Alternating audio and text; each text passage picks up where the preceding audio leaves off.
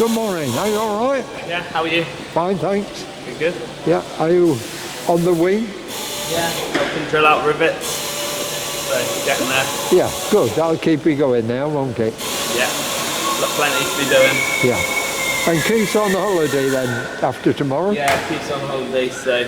Will John be working with you or? Yeah, I'd say so, yeah. Yeah. So we'll just plod along with the skins and get them off. Yeah. See what it's all like underneath. Good. Good morning, lads. Hello. So what we're doing here now, what if you want to know? Yeah. This here turret eventually appeared, so it's quite a dead old turret that needs restoring for probably just for display, I'm guessing. Yeah.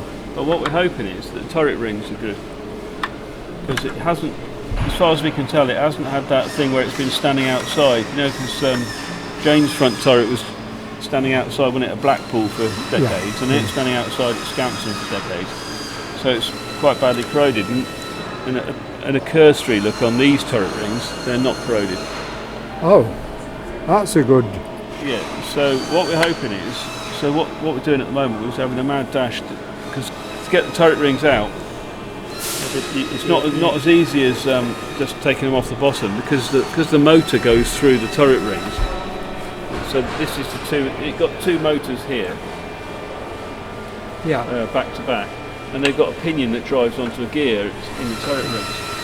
So you can't just drop the rings out because the motor's there. So you can get that motor off. You can get the motor off. Absolutely everything else is in the way. So the quickest thing to do is just to unbuild it from the top down. Yeah.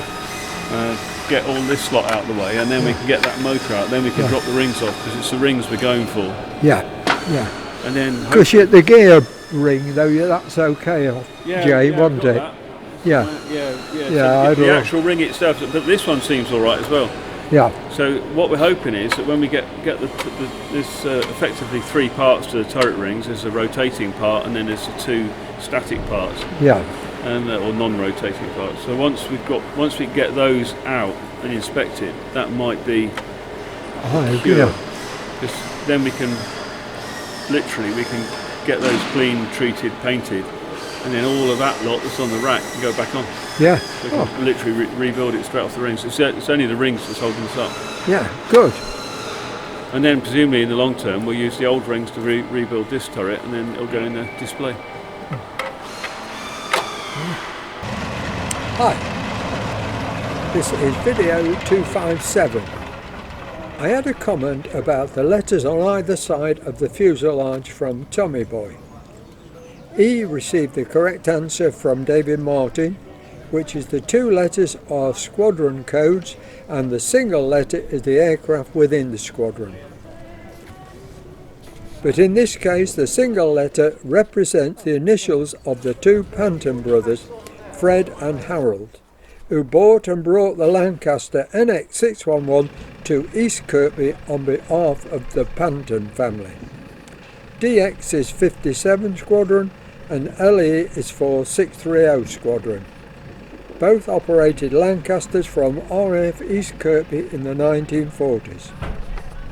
Operation Lancaster had the same set of letters on both sides of the fuselage.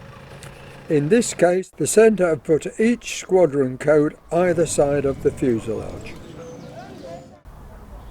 Chris and John talk about the jig for the nose section of the fuselage. Dumping to hold this in its shape, so that I can start taking formers out, get a new one made, put it back in. So that's where we're at the minute, trying to figure out a jig. I mean, and it's getting drawings from having a picture of a jig from a production photograph is one thing, but to have a proper drawing of the actual jig itself would be brilliant because you make one. Yeah. Do you know what I mean? You've got to design it virtually from scratch. Because the jig will be built. Yeah. Spot on, do you know what I mean? Whereas once you start doing something like this, if you've got any errors in it, you're just going to rebuild the error into the new bit of the new null section, aren't you? Yeah. You know. So that's where we're at the minute. So I'm just plodding on with my stringers and stuff, and then they're cracking on to get that wing sorted, get the jig sorted, and then look at get a jig sorted for this. It's his fault. He snagged all the skins. He snagged all the skins. He said all the skins are US, so they've all got to go in the bin. So, and then he said it's going to need a jig making, and it's a really complicated jig, isn't it? Haven't you got our jig made yet, John? No. I found another photograph on the internet of it, showing from all the pictures we've got of it is from the bottom. I found another one from the top. It's just, oh my word. Yeah, it's a hard one to do because the turret ring part and the two, the horseshoe shaped former that goes all the way from the joint all the way round back to the joint again is made as a separate assembly, and then it's fixed to the jig, and then they build the nose on it. So kind of two jigs then. Yes. Yeah. But the way it's done, you've got like a central column of sort of Warren Truss girder with bits that come off on the end which are removable to locate things, and on the sides it's got like a former which is the shape of the frame to hold it in, rather than just held at points. It's held all the way along it.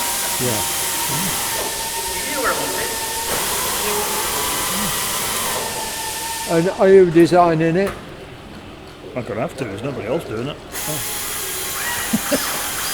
fear we can't find any drawings. Yeah. So the top part and this part here is fairly easy. It's the sides and the turret ring which is the complicated part. Yeah. Because we'll be doing it a different way than it was done originally. Like the wing jig and the rear fuselage jig are virtually the same as what they use during the war. But this. That's good. Thanks, John. Cool. Yeah. I'll carry on. This is part of the wing Jacob and Keith are working on. He has removed part of the skin which was held on by the Avro plug rivets.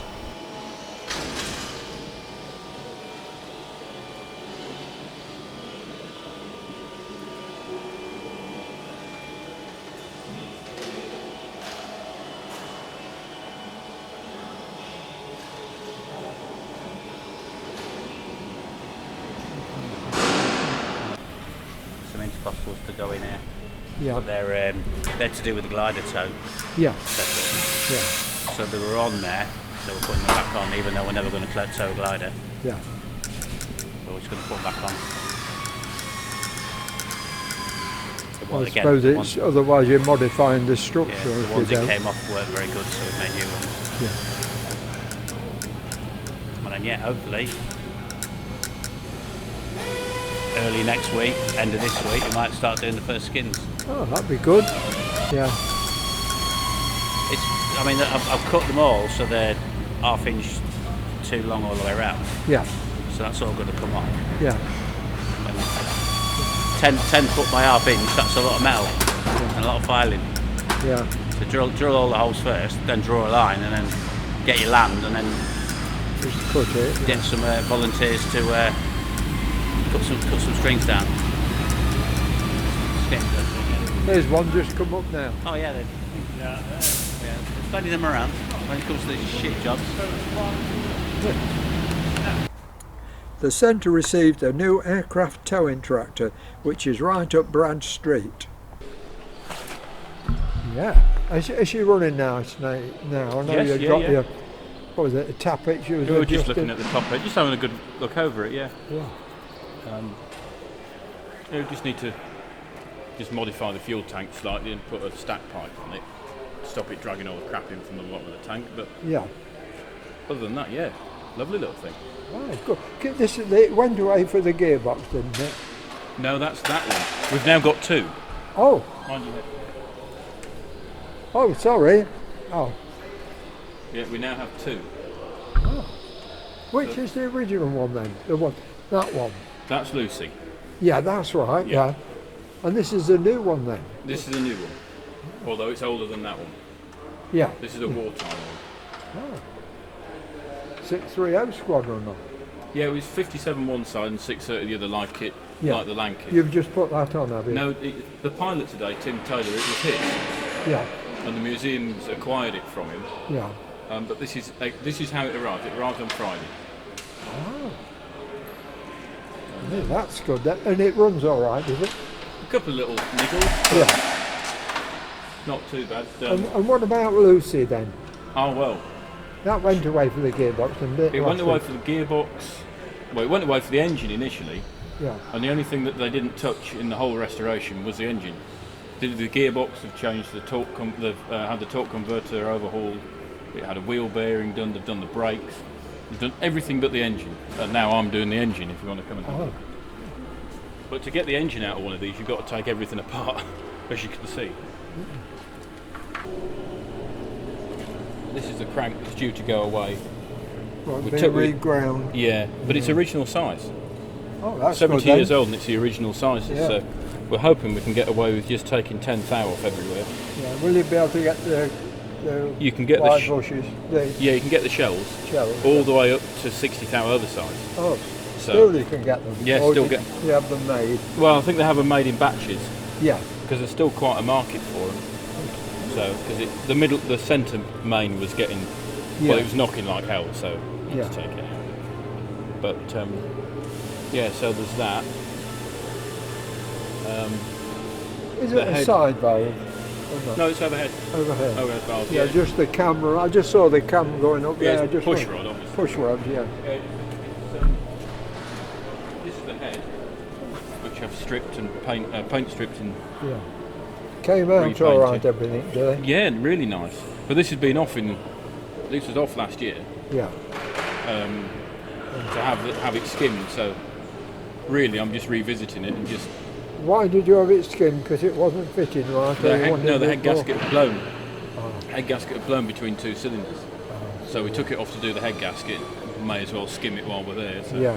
So this is just off, repaint, clean it up, decoke it in a box, ready to go back on. And then later on today, I shall start paint stripping the crankcase. Well, this runs on avgas anyway. Yeah. These run on. Yeah, avgas. both of them. I know Yeah. there's. It'll run on anything, Yeah. Yeah. but the carb is specifically set up for avgas. Yeah. Apparently, Yeah. it's got the avgas jets in it. So. Yeah. Is it a thinner fuel than ordinary petrol? Has it got less I don't know. It's got lead in it? No, it's got lead in it. It's got lead It's in low it. lead, but it's got lead in it, and it's Yeah. 100 octane. Yeah. Yeah. One for each aeroplane. Military Yeah. aircraft. Well, yeah. Yeah, we're going to call the little one. We're going to call her Betty. Uh, Lucy's after Harold's wife, That's late it. wife, Yeah. and Betty after Fred Panton's late wife. Is it? So what's fascinating about these two though is that's the later one, and that's 3.5, 4 tons. Yeah. This is the earlier one. It's only 2 tons. And that one's only 9 inches longer. But they just put so much weight on them. What was that? Because of what it was pulling? Just to get and- more traction. Yeah. Yeah. Yeah. Anyway, I've got a question. Right. Okay. Yeah. Just realised. Yeah. Took it out so I can get to these stringers at the back. Yeah. If I leave it in, I've got to be a limbo dance to get in there, and I can't be bothered with that. So I'd rather just take it out and Yeah. make life a bit easier. I'll start working away, take every other one out, get them straight. Oh, the joint there. So they're in 2 halves. These Yeah. frames Yeah. for Yeah. Yeah, 2 halves. Big plate at the bottom, big steel plate at the bottom to hold the frame together. So this I is see where it's that been. big steel Yeah. plate. So that's in good nick actually. Good. Coolio. Phil delayed his dinner break to show me the progress he's making with the door frame. Teamwork makes the dream work. Yeah, that's why I'm doing it.